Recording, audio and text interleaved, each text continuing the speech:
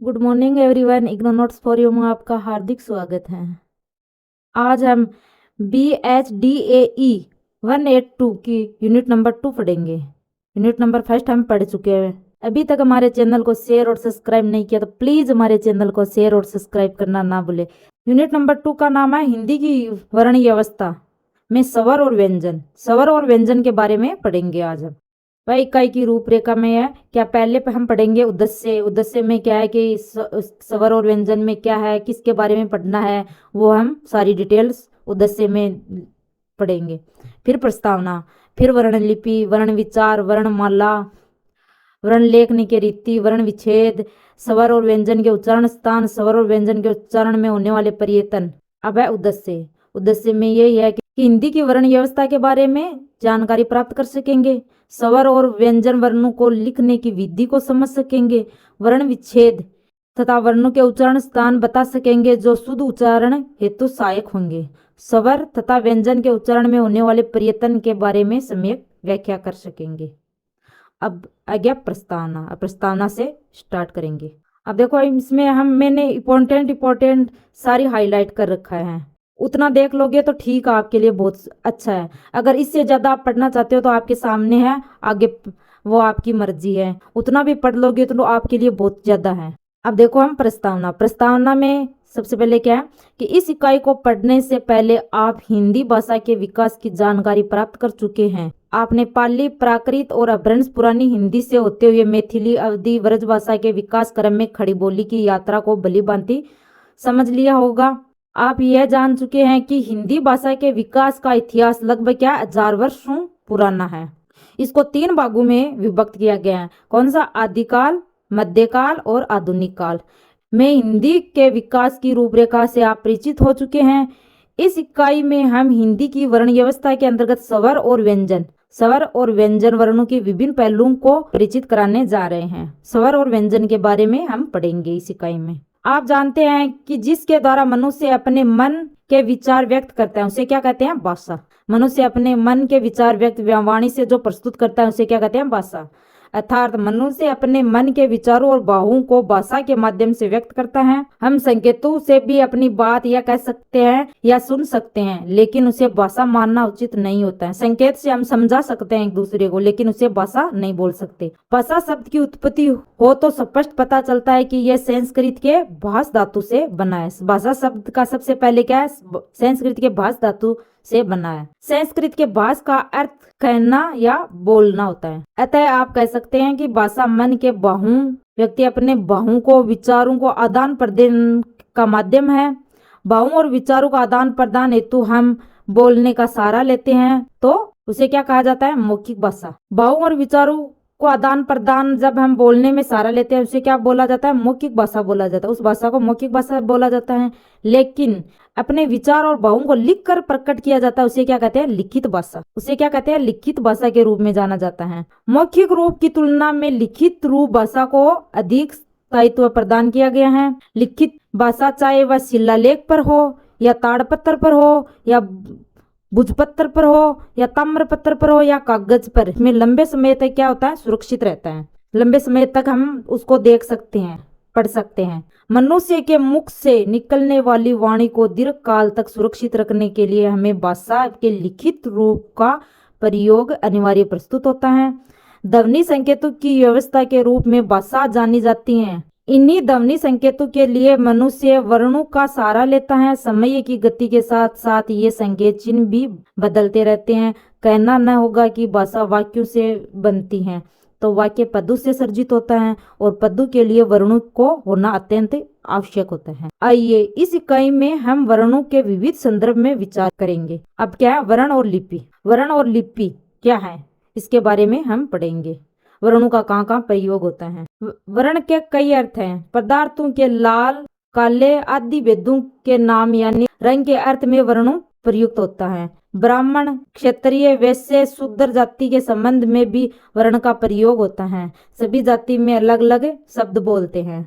भेद, प्रकार, रूप, सूरत आदि अर्थों में भी वर्णों का हम प्रयोग करते रहते हैं, लेकिन यहाँ वर्ण से हमारा आशय है अकार आदि अक्षरों के चिन्ह अथवा संकेत से है। यहाँ पर क्या संकेत से है। वर्ण अक्षर भी कहलाता है, संकेत से होता है उसे वर्ण अक्षर कहलाता है।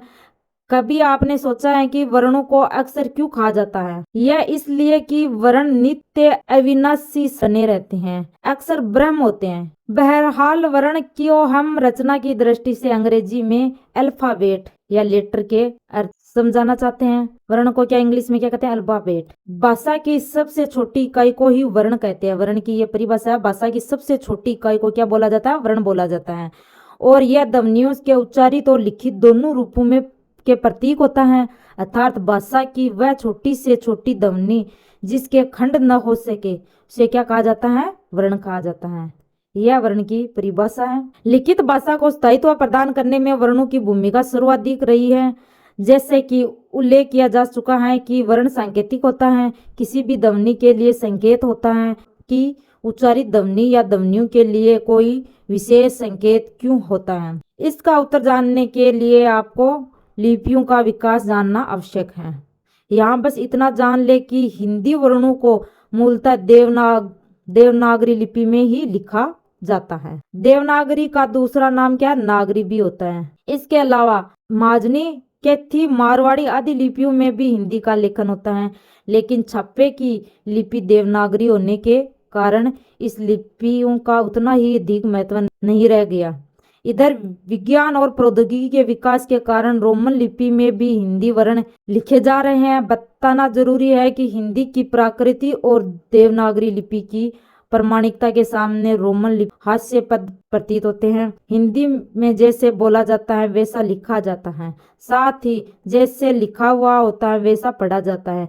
इसे पूरा करने का सामर्थ्य कौन सी लिपि को है? देवनागरी लिपि को ही है। रोमन लिपि में इस विशेषण का अभाव है। एक उदाहरण से इसे स्पष्ट करने में सहज होगा। हिंदी में भाषा उच्चारित होता है तो उसे भाषा ही लिखा जाएगा, जबकि रोमन में इसे सहा भाषा लिखा जाएगा। भाषा को भास, भाषा, भसा, भस, भसा, भास, भाषा, भस आदि कई रूपों में पढ़ा जाएगा। अतः वर्णों के लिए सर्वाधिक उपयुक्त वैज्ञानिक और मानक लिपि देवनागरी लिपि को ही माना गया है। इस लिपि का विकास ब्राह्मी लिपि देवनागरी का विकास कौन सी ब्राह्मी लिपि से हुआ है, जिसमें संस्कृत वर्णमाला के सभी वर्ण मिलते हैं। हिंदी के अलावा संस्कृत, मराठी, नेपाली आदि भाषाओं के लिए देवनागरी लिपि का उपयोग होता है। अब है आगे वर्ण लिपि। भाषा में अनेक रूपता आ जाए तो विभिन्न प्रकार के भ्रम उत्पन्न होते हैं। ऐसी स्थिति में भ्रमों का निराकरण आवश्यक हो जाता है। भाषा का मानक रूप निश्चित करना पड़ता है। भाषा के शुद्ध रूपों का प्रयोग के निरूपण का आवश्यकता होती है। इसके लिए व्याकरण शास्त्र हमारी सहायता करता है। व्याकरण के द्वारा हम भाषा को पढ़ सकते हैं आराम से कौन सी लिपि में लिखा गया है। व्याकरण से ही भाषा के नियमों का परिचय मिलता है।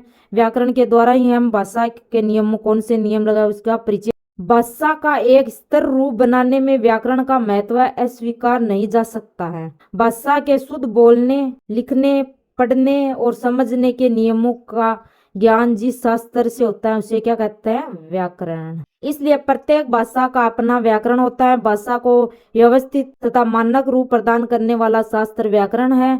हम यहाँ व्याकरण के संदर्भ में इसलिए बता रहे हैं कि वर्ण विचार व्याकरण का एक अंग है। व्याकरण में भाषा के विभिन्न घटकों का अध्ययन किया जाता है। इन्हें निम्नलिखित शीर्षकों से जाना जा सकता है। अब क्या है? व्याकरण में अलग अलग घटक दिया हुआ है, सभी को मिलाकर ही हम भाषा बोल सकते हैं।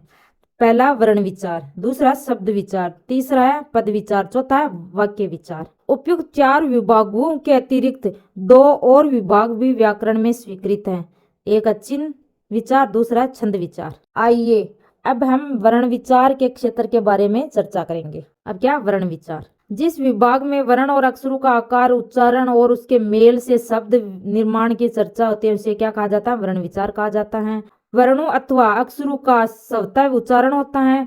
स्वर अपनी प्रकृति से अक्षर होती हैं, लेकिन व्यंजन वर्णों में भी रहती हैं। जैसे अ वर्ण क के साथ मिलकर क्या बनता है? क बन जाता है। ध्यान से देखा जाए तो वर्ण विचार शुद्ध भाषा का प्रयोग के लिए परम आवश्यक ही नहीं, सर्वप्रथम विभाग भी है। वर्णों को पहचानने के लिए जो कल्पित के निर्धारित होते हैं, उनके आकार और उच्चारण आदि के बारे में जानकारी हासिल करना जरूरी है। इस संदर्भ में एक सवाल उठता है कि ऐसी जानकारी में भाषाई शुद्धता का क्या संबंध है।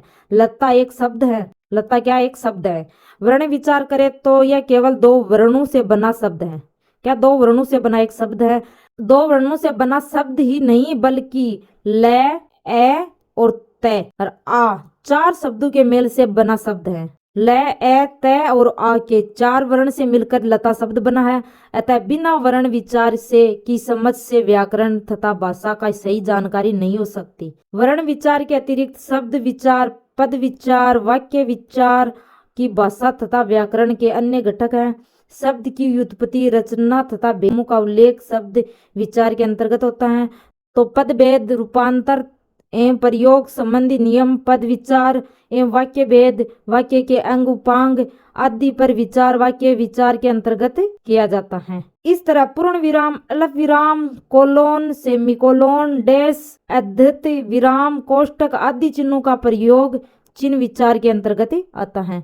छंद विचार में छंद के नियम आदि मालूम होते हैं, लेकिन इसका एक संबंध केवल पद से ही है। इन विषयों में यह और अधिक जानकारी प्राप्त करनी हो तो आप कोई भी भाषा विज्ञान की स्तरीय पुस्तक भी पढ़ सकते हैं। अब आगे क्या? वर्णमाला। अब देखते हैं वर्णमाला क्या है। वर्णों के समूह को ही वर्णमाला कहा जाता है। क्या कहा जाता है? वर्णों के समूह को। वर्ण हम पिछले पॉइंट में पढ़ चुके हैं, वर्ण क्या होते हैं। अब वर्णमाला क्या होती है? वर्णों के समूह को वर्णमाला कहा जाता है। प्रत्येक भाषा में सारे वर्णों के क्रमबद्ध समूह होते हैं। हिंदी में वर्णों अथवा अक्षरों के समूह क्रमबद्ध रूप में पाए जाते हैं। हिंदी वर्णमाला का मानक रूप लिखित है। अब इसमें क्या स्वर कौन कौन से हैं? स्वर कौन कौन से हैं? ए, आ, ई, उ, ए, ऐ, ओ, औ, ये स्वर में है। अनुस्वार, अनुस्वार अंग, विसर्ग अ है। और व्यंजन कौन से है? क, ख, ग, घ, ड़, ये व्यंजन में आते हैं। व्यंजन में क्या है? क, ख, ग, ड़, च, छ, ज, झ, ट, ठ, ड, ढ, त, थ, द, ध, प, फ, ब, भ, य, र, ल, ये क्या है? ये रला क्या? अंतस्थ व्यंजन है। उसमें व्यंजन क्या है? स है। और संयुक्त व्यंजन कौन से आते हैं? क्षत्र, ज्ञ, श्र। अगत वर्ण जो ओ, ज और फ में आता है। विशेष व्यंजन कौन सा बचा? जो ड़ और ड, ये विशेष व्यंजन में आते हैं। अब क्या है? स्वर वर्ण। स्वर वर्ण क्या है? आपको स्मरण होगा कि स्वर उन्हें कहते हैं जो व्यंजनों के उच्चारण में सहायक होते हैं। क्या होते हैं? व्यंजनों के उच्चारण में सहायक होते हैं, इसे स्वर वर्ण कहते हैं। और जिनका उच्चारण आप से होता है। इसके पहले उल्लेख किया जा चुका है कि ए, आ, ई, उ, री, ए, ऐ, ओ, औ, ये 11 क्या है? स्वर। स्वर कितने होते हैं? 11 होते हैं। देवनागरी लिपि में कुछ और वर्ण भी हैं जो हिंदी शब्दों में नहीं आते हैं, जैसे री, री, ल। संस्कृत और एकाध भारतीय भाषा में इन वर्णों का प्रयोग कभी कभार मिल जाता है। हिंदी में प्रयुक्त 11 स्वरों वर्णों में ए, ऐ, ओ, औ का ध्यान दे तो स्पष्ट हो जाएगा कि ए और ई से मिलकर क्या हो जाता है? ए। आ और ई से मिलकर क्या हो जाता है? ऐ हो जाता है। और ए और ऊ से मिलकर क्या हो जाता है? ओ हो जाता है। और ए और जो बड़ा ऊ होता है उससे क्या हो जाता है? औ बन जाता है। ये स्वर में होते हैं।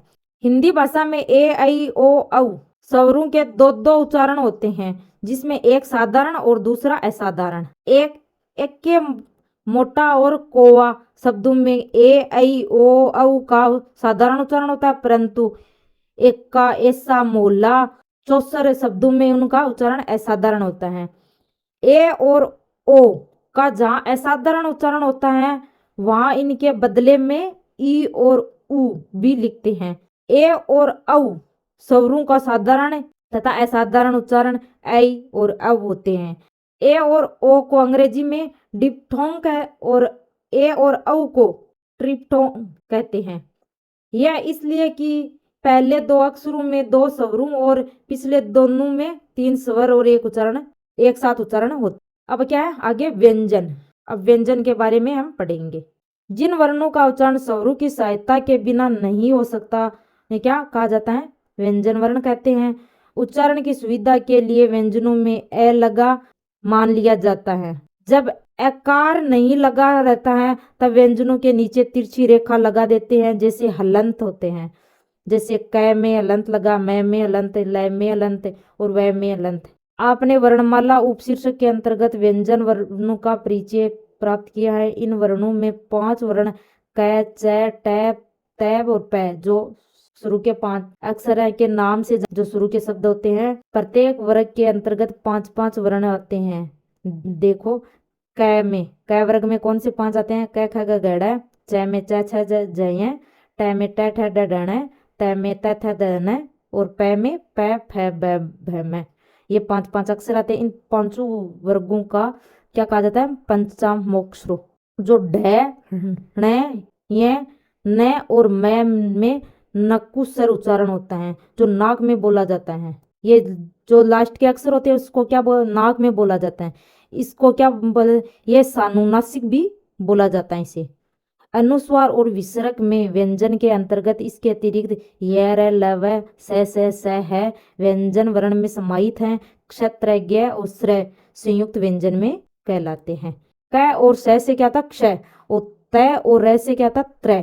और ज और य से क्या होता है? ज्ञ के मेल से ये वर्ण निर्मित होते हैं। हिंदी में ड और ढ विशेष व्यंजन के रूप में परिचित हैं। अन्य भाषाओं के प्रभाव से हिंदी के अवगत वर्ण भी है, जैसे डॉक्टर, बाजार आदि शब्दों में ओ और ज आदि ध्वनियां आती हैं। ऊपर कहा गया है कि अनुस्वार और विसर्ग की गणना भी व्यंजनों में ही होती है, लेकिन ऐसा क्यों है? यह इसलिए कि उच्चारण में स्वर इसके पहले और दूसरे व्यंजनों के पीछे आता है। प्राय देखा जाता है कि अनुस्वार ड, य, ण, न, म जो लास्ट के अनुस्वार शब्द जो नाक में बोला जाता है व्यंजनों का और स, ण और र का रूप धारण कर लेता है। इसलिए ये दोनों व्यंजनों जाते हैं, जैसे मुठगेर को मुंगेर और दुसास को दुसास भी लिखा जाता है। अब तक व्यंजन के बारे में आपने जो सीखा उसे निम्नलिखित रूप में कहा जाता है। अब देखो हम व्यंजन की परिभाषा पढ़ेंगे। जिन वर्णों के उच्चारण में वायु रुकावट या घर्षण के साथ मुंह से बाहर निकलती हैं उसे क्या कहा जाता है? व्यंजन कहा जाता है। व्यंजनों के उच्चारण हमेशा स्वर की सहायता से ही होता है। ककार से लेकर मकार तक 25 व्यंजन हैं। य, र, ल, व जो अंतस्थ व्यंजन में आते हैं। स है ये उसम व्यंजन में आते हैं। और अनुस्वार और विसर्ग 2 वर्ण होते हैं जो विशेष व्यंजन में आते हैं। ड और ड संयुक्त व्यंजन, क्षत्र, ज्ञ और श्र 4 हैं, लेकिन इन्हें अलग से गिनाने की आवश्यकता इसलिए नहीं है क्योंकि ये 2 व्यंजनों के मेल से बने हुए हैं। इसी तरह अगत व्यंजन ओ और उज्जय या फ 2 हैं। अतः हिंदी में कुल कितने वर्ण हैं? 37 वर्ण हैं। अगली इकाई में आपको स्वर का प्रकार जो हस्य दीर्घ संयुक्त से परिचित कराया जाएगा। क्या वर्ण लिखने की रीति? नागरी या देवनागरी लिपि में हिंदी लिपि लिखी जाती है। जब स्वर और व्यंजन लिखे जाते हैं तब उसका वह रूप नहीं रहता है जो वर्णमाला में पाया जाता है। स्वर के प्रतिनिधि में तौर पर कुछ चिन्ह रहते हैं, इन्हें मात्रा कहा जाता है। शब्द में सर्जन की में मात्राओं की भूमिका महत्वपूर्ण होती है। जिसका ए को कोई मात्रा नहीं होती, ए की कोई मात्रा नहीं होती, इसलिए किसी व्यंजन में ए न होने का उच्चारण करना हो तो उनके नीचे हलंत चिन्ह का प्रयोग करना होता है। अन्य स्वरों की मात्राएं निम्नलिखित रूप में प्रयुक्त होती हैं, जिस प्रकार आ, का, ई, की, ई, बड़ी की, छोटा ऊ, कु, बड्डा कु, ए, के, आई, कऊ, ओ, कऊ आदि क्या व्यंजन का व्यंजन से योग होता है, तो व्यंजन युक्त या संयुक्त व्यंजन भी कहा जाता है। इन्हें क्या कहा जाता है? क्षत्र, ज्ञ आदि के बारे में चर्चा की जा चुकी है। ये व्यंजन संयुक्त कहलाते हैं। हिंदी में ज्ञ का उच्चारण गय किया जाता है। क्या किया जाता है? गय। कहीं कहीं गय भी उच्चारित होता है। कुछ शब्दों में अक्षर ऊपर नीचे लिखे जाते हैं। ये अक्षर क, ट, ठ, ड और ड़ जैसे अक्कल, पट्टा, अड्डा, गद्दा, गट्टा इन्हें इस रूप में लिखा जाता है जैसे अक्कल, पट्टा, अड्डा और गट्टा। बीच में शब्द को आधा और पूरा दो को मिलाकर वैसे लिखा गया है। कुछ शब्दों में अक्षर आगे पीछे लिखे जाते हैं और अगले अक्षर के सीधी पाई हटाकर मिलाया जाता है। ये अक्षर है ख, घ, त, थ, प, बै, भै, मैं, यह, ल, व, से और से। ये अक्षर जब एक दूसरे से मिलते हैं तब पहले आने वाले अक्षर की खड़ी पाई हटा दी जाती है। जैसे है ख्याल, पत्थर, मयान, सल्ले, शिष्य, पुरस्कार आदि। इस तरह ड और ण किसी से मिलते हैं या अपने ही वर्ग के व्यंजन में मिलते हैं तो उसके ऊपर लिखे जाते हैं, जैसे पडकच, पडकच, ऐजन आदि। इधर पंकज, अंजन आदि मान्य या मानक होता है। लेकिन तय और ण दोबारा आए तो तय और ण हो जाता है, जैसे पत्ता और विशेषण। र के साथ जब उ और उ की मात्रा लगे तो उसे रू और रू बड़ा रू में की रूप में लिखा जाता है, जैसे जिस प्रकार रुपये, रूपवान आदि। किसी अक्षर के पहले र आता है तब उसका रूप निम्नलिखित रूप में लिखा जाता है। उदाहरण के रूप में धर्म, कर्म, निर्जन, निर्धन। किसी अक्षर के बाद में र आए तो उसे अधोलिखित रूप में लिखा जाता है, जैसे प्रिय, चक्र, वज्र आदि। क, ट, ड और ढ के साथ यह जुड़े तो उनके रूप में कई, टई, डई आदि आते हैं। और क के साथ अगर वह मिलता है तो कब हो जाता है के साथ अगर ण, न, मैं, यह, र, ल और वह का योग होने से जो रूप बनते हैं उन्हें इस प्रकार है, जैसे जिस प्रकार क्या है हण, हन, हम और है और है और हल। ये ऐसे लिखा जाता है। जब स्वर आगे क्या वर्ण विच्छेद। वर्ण क्या है? जब किसी शब्द में प्रयुक्त वर्णों को अलग अलग किया जाता है तो उसे वर्ण विच्छेद खास की परिभाषा हम ऊपर पढ़ चुके हैं। अब वर्ण विच्छेद क्या होता है ये हम इसमें पढ़ेंगे। शब्दों का वर्ण विच्छेद करते समय व्यंजनों को स्वर रहित रूप में और स्वर को अलग करके लिखा जाता है, जिससे विजय है, विजय शब्द है, इसको कैसे कैसे अलग अलग करके ये विजय शब्द बना है। अलग अलग वर्ण को एक साथ जोड़ के क्या बनाया है, शब्द बनाया है। वह, आधा वह, हलंत वह, ई, जय, आधा जय, ए, आधा य और ए, इन सभी को मिलाकर क्या विजय शब्द बना है। जैसे हर देव, है प्लस ए है, हर देव को पहले क्या होता है आधा है, ए आधा रे, ए आधा द, ए व ए से जोड़कर क्या हर देव बना है। इसी प्रकार महाजन, उद्यम, प्रथम कार्य, रहीम, धर्म, सूर्योदय, ऐतिहासिक ये शब्द इन्हीं शब्दों से मिलकर बना हुआ है। अब आगे क्या स्वर और व्यंजन के उच्चारण स्थान। स्वर और व्यंजन का उच्चारण स्थान कहाँ पर होता है वो हम इसमें पढ़ेंगे। जिस वर्ण का जहाँ से उच्चारण होता है वह उनका उच्चारण स्थान कहलाता है। उच्चारण स्थान के अनुसार वर्णों का विभाग निम्नलिखित है। कंठ से बोले जाने वाले शब्द कौन कौन से होते हैं? ए, आ, क, ख, ग, घ, ड और है। ये क्या कंठ से बोलने जाने वाले शब्द हैं। तालु से, जो तालु से बोलने वाले शब्द कौन कौन से? ई, च, छ, ज, झ, य, स। ये क्या तालु वर्ण। और मुर्दा से ली, ट, ठ, ड, ढ और स, ये मुर्दा से बोलने वाले शब्द है। ओष्ठ से जो होठ से बोलने वाले हैं ये उ, प, फ, ब, भ और मैं, ये क्या होठ से बोलने वाले शब्द है। और जो कंठ और तालु, जो कंठ और तालु एक साथ में बोलने वाले शब्द कौन कौन से हैं? ए और ऐ। और कंठ और होठू से बोलने वाले क्या है? ओ और औ। दांत और होठू से कौन से शब्द बोले जाते हैं? फ और व। वर्त से मतलब मसूड़ा से बोलने वाले शब्द कौन से हैं? स, ज, र और ल। और अलिजीवा से पलट कर बोलने वाला शब्द है। और नासिक, जो नाक से बोलने वाला शब्द क्या है? अंग और एंग, ये जो नाक से बोलने वाले शब्द है। उपयुक्त रुचि के अनुसार वर्ण ध्वनिया का नाम है, जो अलग अलग ध्वनिया उनका नाम क्या? कंठे, जो कंठ से बोलने वाली, तालु के जो तालु से वो जो मूर्धन्य, दांत से, होठ से, नाक से और कंठ तालु के साथ, और कंठोष्टे, दंतोष्टे जो दांत और वो दंतोष्टे बोलते हैं। अब आप समझ गए होंगे कि वर्णों का उच्चारण मुख्य विभिन्न अवयवों कंठ, तालु, दांत, जीवा, नासिक आदि के द्वारा किया जाता है। ए और ऐ का उच्चारण कंठ और तालु से होने के कारण कंठ तालव्य कहा जाता है। इसी प्रकार ओ और औ का उच्चारण कंठ और होठों से होने से ये क्या हो जाता है, कंठोष्टे कहते हैं। क का उच्चारण दांतों और होठों से होने के कारण दंतोष्टे कहा जाता है। पुनः अनुस्वार और चंद्र बिंदु का उच्चारण मुख और नासिक से होने से वे क्या अनुनासिक कहा जाता है। उच्चारण के अनुस्वार स्वरों के भेदों के बारे में आप अगली इकाई में पढ़ेंगे, लेकिन यहाँ इतना बताया जा सकता है कि इनका वर्गीकरण अनुनासिक और अनुनासिक है। आइए स्वर और व्यंजन का उच्चारण में होने वाले प्रयत्न के बारे में जानकारियां प्राप्त कर सकते हैं।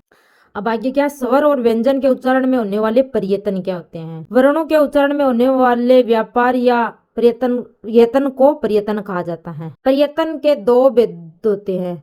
तो पहला क्या, अभ्यंतर प्रयत्न। वर्णों के उच्चारण से पूर्व होने वाले प्रयत्न को अभ्यंतर प्रयत्न कहा जाता है। हर ध्वनि के लिए कोई न कोई प्रयत्न करना पड़ता है।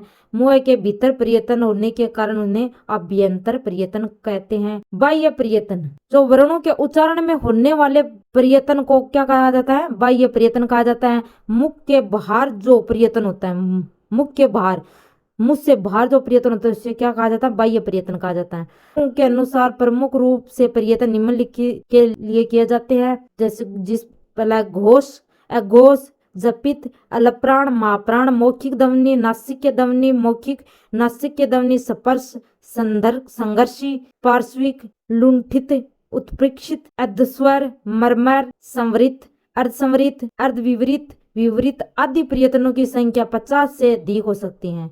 कितनी हो सकती है, 50 से अधिक। भारत जैसे बहुभाषी देश में किसी भी ध्वनि के लिए विभिन्न स्थानों में एक से अधिक प्रयत्नों की आवश्यकता स्वाभाविक है। अभ्यंतर प्रयत्न के मुख्य 4 भेद होते हैं। इनका विवरण निम्नलिखित रूप में लिखा गया है। पहला, विवरित, जिन वर्णों को बोलते समय जीवा मतलब जीभ खुली रह जाए उसे क्या बोला जाता है, विवरित। सभी स्वर विवरित हुआ करते हैं। स्पृष्ट, जिन वर्णों को बोलते हुए तालु आदि का जीवा के साथ स्पर्श हो, तालु और जीभ का साथ स्पर्श हो, उसे क्या कहते हैं, स्पृष्ट प्रयत्न। कैसे मैं तक सभी वर्णों के इसके अंतर्गत आते हैं। और सामान्य विवरित क्या है, जिन वर्णों का उच्चारण करते समय तालु जीवा कुछ खुली रह जाए उनका सामान्य विवरित प्रयत्न, उसे सामान्य विवरित प्रयत्न कहा जाता है। जैसे य, र, ल, व, इनको बोलते समय हमारी जो तालु और जीवा खुली रहती हैं। सामान्य स्पृष्ट, जिन वर्णों का उच्चारण करते समय जीवा भिन्न भिन्न स्थानों का थोड़ा स्पर्श करती हैं उनका सामान्य स्पृष्ट प्रयत्न होता है। उदाहरण के लिए स। और बाह्य प्रयत्न में आते हैं के अंतर्गत कौन, जीवा का प्रयत्न, स्वरतंत्रियों का नाद और प्राणवायु का वेग। अब बाह्य प्रयत्न में जीवा का प्रयत्न में क्या आता है, व्यंजनों के उच्चारण में हमारी जीवा तथा मुख के अन्य अवयव जो प्रयत्न स्थितियां बनाते हैं वह प्रकार है स्पर्शी। जिन व्यंजनों का उच्चारण में हवा फेफड़ों से आकर किसी अन्य अवयव को स्पर्श करती है और फिर अकस्मात बाहर निकलती है उसे क्या कहा जाता है, स्पर्शी। जैसे क, ख, ग, घ, ट, ठ, ड़, ढ, त, थ, द, ध, प, फ, ब और भ, ये जब शब्द बोलते हैं तो क्या फेफड़ों से बाहर निकलती है हवा। और क्या, संघर्षी, जिन व्यंजनों के उच्चारण में वायु संघर्ष पूर्वक क्या कहा जाता है, संघर्षी। जैसे स